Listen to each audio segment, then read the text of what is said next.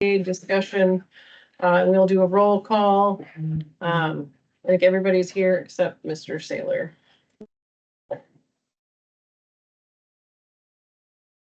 All right. Presentation, Ben, do you wanna? So we've been having some discussions in the pit meetings, obviously, about the future of the YMCA in Port Edwards. So I thought we'd bring Tim Burkhauser in from the YMCA. I do know they made a public, announcement, I think, earlier this week. Unfortunately, they're gonna be moving the 24-hour fitness to Wisconsin Rapids. So Tim's just gonna be here and just kind of tell us, the future plans of the building and obviously, what we can do as a village to help, the YMCA here with their unfortunate, news. Yeah, I think, feel free to ask any questions or whatever you guys want to know. Back, this summer, we put together a group of about, 8 to 10 of us. Rick, I think you joined us, you were part of it. We put together a group, we went through the Y in Port Edwards. And when I say the Y there, I talk about the main location. And we went through the building and where things are at and what would need to be done. And as a Y, we've gotten estimates to, renovate and, what would it take to get that place up and going again? And estimates that we have are, I would say conservatively are probably $4.5 to $5 million to renovate it, just to essentially get it back to where it is today. That's not even, trying to change things for programming in the future or anything like that. So as that committee we put together, we grabbed, a few people from Port Edwards and our Y board and different people. Rob Sigler and I have co-chaired that committee. Went through the building, went through the basement. There's just a lot that's been neglected there over the past number of years. And so we made the decision at that point. We worked with the school district. We moved the 4K out of the building at the end of the school year last year. We thought we were gonna try to get through another year, but we just decided with some of the issues in the basement and things going on there that we just needed to get the kids out and just make sure we're providing safe environments for them. Even the 24-hour access area right now, the roof leaks. We've got, when it rains, we've got buckets in there. And so, at this point, that location will close down effective January 1st. The main location is gonna close down, and we don't have intentions to reopen it, and we don't have intentions to renovate at this point. I will tell you, we've gotten estimates to raise the building. But we've done that just to do our due diligence. And there has not been a decision made as of right now, what to do with that building. So, this will be the first time maybe some of this will be publicly aired or put out to the public right now. We're trying to figure out what to do with that location.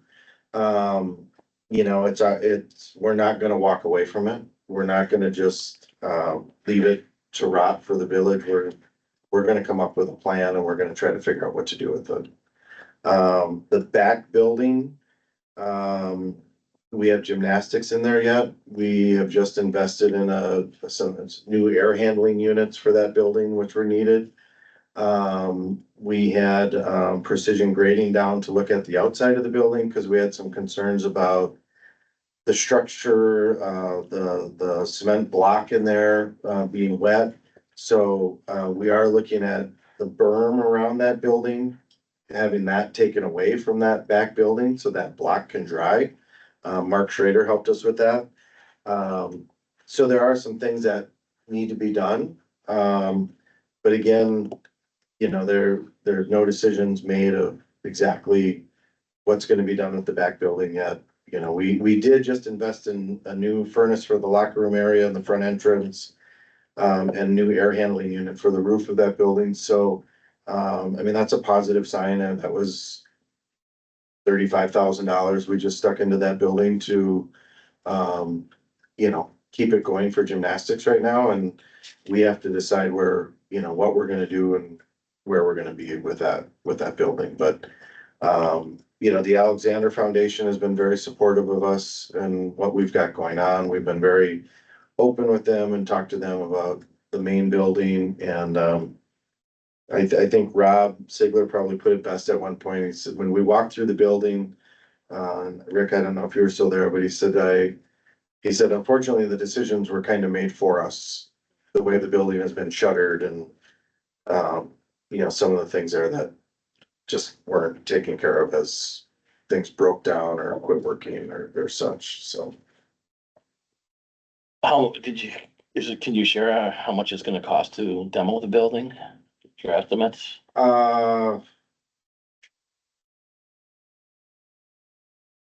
Depending on asbestos removal, so there's a lot of that. The asbestos abatement will be a big factor of how much, but I would guess it'll probably be at least $1 million.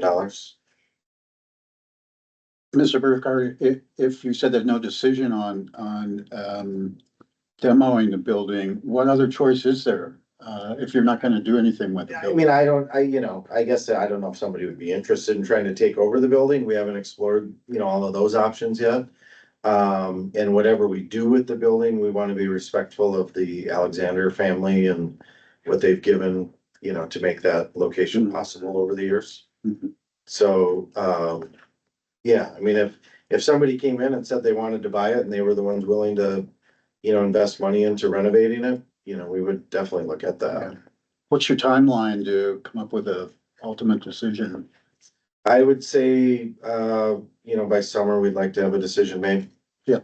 We don't want it to sit there and, become a problem. I Yeah. mean, that's not our intentions at all. Thanks. Two questions real quick here. One, how modular are your plans? Like, is it possible to raise portion of the building, renovate the second part? Or is it pretty much an all or nothing proposition? Yeah, so we've looked at a lot of the building, the basement, there's been some issues over the years with flooding, with the river, and we've got, some old issues and some things that we've dealt with in the basement. Okay. And then when you start looking at different sections of the building, it's hard to keep certain sections like the back racquetball court area was added on at one point and, and we thought, gym space is such a hard thing in the communities, could we keep the gym? And, you've got 3 outside walls, but you've got 1 inside wall. So by the time you try to do all that, so I understand what you're saying, and we've kind of looked into that. It's really gonna be a tough thing. That building was built, I think, in the sixties, early sixties. So, John Alexander was still living, he died in 63 when they started. okay. So, A lot of it depends on how intermingled the HVAC systems are, the building, and then the rest of the building systems. Second question, while it's vacant, will that still continually be monitored for fire, water intrusion, things like that? yeah, so our maintenance team will still be, Oh, there'll still be someone yeah, physically present or? not physically present all the time, but, Okay. our maintenance, Mike Wyszynski, he comes down to Port, pretty much daily now. We're checking on things. We still have cameras. Okay. We'll still have power to it. Okay. My guess is we'd probably look at shutting off the water, cause we're not gonna need water, and why risk having a pipe break or something like that. That makes sense. That was my main concern, was that, something happens in the middle of the night and you don't understand that anything's happening because you shut off your fire monitoring system until neighbors start calling 911. Hey, the Y is on fire, so you're maintaining that presence, Yeah. that electronic presence. Yeah, insurance is gonna require some of that too, so, Okay. yeah, but, we would probably look at shutting the water off. Just, Okay. Makes sense. How can the village, Port Edwards be of assistance to, the Y in regard to this and, be a good partner? I mean, I think at this point, we'll keep, open communications. Ben's helped us out quite a bit already. Mhm. As of, depending on snowfall and things like that, as of January 1st, that front half of the parking lot will be kind of sealed off. So we won't plow that front half. Yeah. We're just gonna be plowing the back half of it. partly for expense reasons. And keeping that open for the gymnastics and that type of thing, so. I mean, I think at this point, it's just let's keep communication open and talk about, you know, if we would get to the point where we're gonna take the building down, you know, are we gonna put in, you know, green space or soccer fields or, you know, what are we gonna try to do with it? But I think at that point, we have to just have some good communication with each other. Okay. I mean, the biggest thing you know, as the why, and we've expressed this, you know, to the Alexander Foundation as well, because they have a lot of ties here yet. You know, we're not just gonna walk away and, you know, and leave this to the village to handle. And we don't wanna do that. Does the Alexander Foundation, maybe you're not allowed to say, but does they have any restrictions on what you all decide to do? Not really. I mean, we haven't really gotten into that, but, we have a lot of conversations with them and they've been understanding and supportive of where we're at. I know it's a tough decision in general, but appreciate that. I think what you were saying with Rob and you and others have said is like the decision was kind of made for you. Yeah, I mean, I think if you go by the Y now, I mean, even the front side, you know, there's some, you know, fascia missing on the front that we Yeah. kind of patched up and, Yeah, you know, there's leaking and rot in there and, you know, Yeah. again, it's, you know, we wanna be a good neighbor. We're trying to figure out how best to go about that. yeah. So a group of us have used on the weekends the basketball court for some pickleball play and so forth. That maybe the wood on that floor is useful for somebody to might wanna purchase or whatever. I mean, I know there are dead spots in it, but you know, there might be some salvageable stuff in there, right? Yeah, I mean, as we go through, you know, depending on where things are at and what can be salvaged or what, you know, the wild definitely look at, you know, trying to recover whatever we can. Yeah. Yeah. Yeah. Can I flip to the question about the 24/7 kind of thing? I thought that was a generous decision and with some risk as well, right? And so how comfortable are y'all feeling with trying that out? You mean up in Wisconsin Rapids? Yes. Yeah, you know, we've made some adjustments. We've worked with, local officials up there, with the fire department and, with the insurance company and with YUSA to, you know, what do we need to have regulated? And so we've added a few cameras. And obviously there's some cost in that for us. And I think you saw that, we added in a cost for the key fobs, $5 month charge, which is pretty standard among most of the Ys in Wisconsin and in the nation. Yeah. I think it'll work out well. Yeah, I saw the Solaris people in there a lot the last number of weeks and the big TV as you walk in Yeah. shows the number of cameras. And so I think that's a great idea to let people know. It's pretty well covered, so Yeah. Be respectful. And you know, we've had really good luck, you know, in Port Edwards. It's gone well. You know, we can monitor who's coming and going by the key fobs and all of that. So hopefully people will be respectful and appreciative of it. Yeah. And they were in Port Edwards, so, you know. Do you have anything else? No, I guess other than, like I said, Tim and I have been, working together, obviously, you know, the sidewalks and making one entrance between the two buildings is all we're gonna be asking for to stay open for fire protection and sidewalk entrance. So, and then we'll work with the shine on the water. I mean, there's a lot of different lines, but, we've already been in contact or do the best we can to, turn everything down, eliminate it down or whatever, as in that point. Yeah, and I think, you know, as far as snow plowing, I mean, if we need to keep a, you know, a strip open in the front of that parking lot. Driveway on the west side for sure. It's going back to the gym area. Yeah, right. That goes alongside the building. There with the dumpsters or that for sure. Yeah. Like, I think, you know, we'd ask for that to stay open and then obviously the front of it, we can work with that and I'll work, you and then I'll relay it to, fire chief. Yeah. And whatever. And obviously the alarms are gonna stay on because that's automatic calls Wood County right now. As soon as the smoke goes in the building, it calls Wood County and lets us know that, cause none of that's gonna change. Obviously that system will stay in place. Yeah, we wanna make sure that's, you know, and we're, you know, keeping it safe for the community as well, so. Speaking of fire department, you made me think of, Chief Lees, who isn't here tonight, is wondering if it would be possible before you guys tear it down, if that's what the ultimate decision is, if he would be able to, and maybe even work with the police department to have some kind of training opportunities in there, whether that's taking doors down, like stuff like that. So would that be, I don't know how that would look on your end, but would he be able to contact you guys just to be like, hey, can we make this work or not? Yeah, and you know, once we get to that decision, I mean, again, I would reiterate that we haven't made a decision of Right. what's gonna happen with it yet.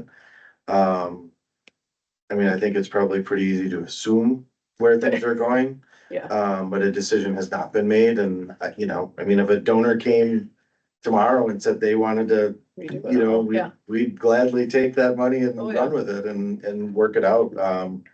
But yeah, I'm sure we would, you know, again, we want to be a good neighbor to the village and, you know, get things handled as best we can. perfect. Since we're talking fire department, one other quick question. The hazardous materials that you have in there, if you're gonna be vacating the building, those are all gonna be removed. Your chlorine, your muriatic acid, your pool chemicals, All that's already gone. it's already gone, okay. Yep. Yep. Yeah, all that stuff. The pools have been closed for, 10 years. yeah, quite a while. It was probably 5, 6 years already. So all that stuff. Yeah, I haven't been in there in a while too. And it's just when you have vacant buildings, you just wanna make sure that it's as safe as humanly possible. Yep, no, we don't, there's not, Not a lot. there really aren't any chemicals in there. Yeah, there's any gasoline for lawnmowers or anything like that, so Do you have a sale price yet? how much do you wanna pay for it? What's in the checking account right now? Let's talk. Yeah, I mean, there's lots of things that we've talked about, you know, the back area of the youth building, you know, we're trying to figure out what to do with that, and we've got to come up with programming and, you know, essentially that building is gonna probably need, you know, $250,000 worth of work. I mean, we've invested some already. The parking lot, needs work in that back area. The storm drains that in that parking lot need work. So, you know, there's a lot we need to look at and invest and take care of back there too. Thank you. I think we all appreciate you coming down and giving us, you know, an update because Port Edwards, the Y here has been a big piece of Port Edwards history. I know me growing up, I went out to swimming lessons out here. Grandpa would pick me up and we go out there every day. So I think for a lot of us, it's a lot, brings back a lot of memories, but it's been a staple here and to see another building go, kind of like the Mill building is kind of, you know, we understand, I think for the most part, you know, it's a lot of money to try to upkeep a building that size and that old, but it still is just kind of, you know, I sad. mean, it's when we went through it, you know, I grew up, I used to get picked up from kindergarten and go with my dad and they play basketball at noon and have lunch at the cafe, the paper inn downstairs and I'd go to the main office building next door after lunch and so there's a lot of memories for me there and it's, like, you know, I think when we walk through it, everybody talks about certain areas and certain things and, you know, unfortunately, time's passed us by a little bit with it and just the upkeep and all of that, we've gotta make some tough decisions. Thank you. Rick, Before we let them go, do we wanna bring up the grant that we're looking at for the property right across the street? So he is included in there already. Energies. Are you aware of that, Tim? You guys are working on, We applied for a grant for basically phase 2 development of the admin building and research facility. But in the verbiage, the YMCA property, basically you're a step behind, but could be included in that grant funding to look at potential development opportunities for that property. So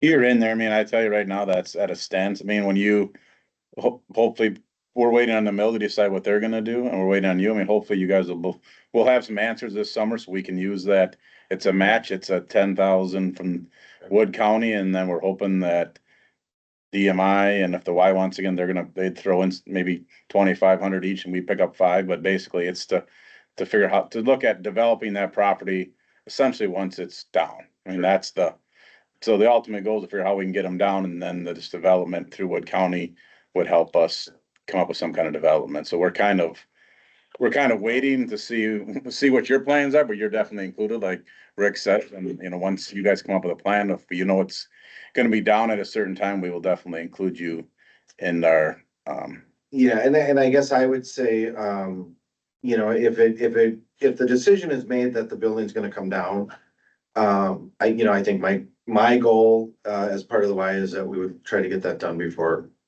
by fall. Again, that'll depend on contractors and asbestos abatement and a lot of things that are gonna be out of our control and budget, we've got a budget for this and see where we're at, but and then what we do with the property after that is, I think out of respect for the Alexanders, we'd have to ask them kind of what their thoughts are. My guess is they're gonna be very supportive of the village. but yeah, we definitely have, some stuff out there. Once, you guys come up with some plans, we'll definitely keep you involved in it. That, and I won't speak for the rest of the board, but I think that piece of property is critical to economic development for the village, along with the DMI property and the admin research there. That whole property is prime real estate to help economic development in the village. I think that's an integral part of it. So communication, I think, is gonna be key. Yeah, we're gonna be open with you, and if there's questions, I mean, Ben and I see each other and talk, so, whatever we need to communicate, or if you have questions, feel free to just call me. Thank you. I Thanks. appreciate it. Did the Y ever look into an indoor, like Rhinelander or what I got now? Yeah. I mean, that's a great area over there and be huge.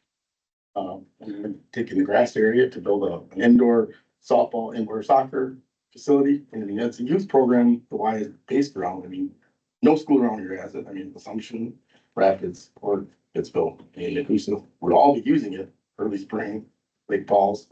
Again, there's been some talk of that, like the dome type Yeah. thing up at Lincoln and all of that, and, for us, it's a matter of funding. That's it. I mean, it's a youth program and We'd have, huge area. we'd have to try to raise, depending on what that would Yeah, cost talk and down funding, I mean, if it's, About as much as it would be to renovate your facility. Those are $7 million.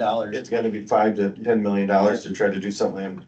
Like, we don't have. You'd be generating a different income by having a facility like that than just renovating what you have. Cause you already got that. Yeah, again, I know Lincoln's got issues with area to do it. They have to get rid of tennis courts and that's throwing a big hiccup. And now there's other funding that the money's not there for rapid school system right now to do it, but I mean. Yeah. I That's a think great the area. capital, I mean, I love the idea too. I mean, obviously I'm a big proponent of sports. But the hardest part is getting the capital to get that accomplished is gonna be First the thing, biggest thing. is figuring out what you guys are gonna do with it. Yeah. So, okay, with that, if there's nothing else from board members, I will adjourn the meeting at 4:54. Thank you very much. Thank you. Thank you.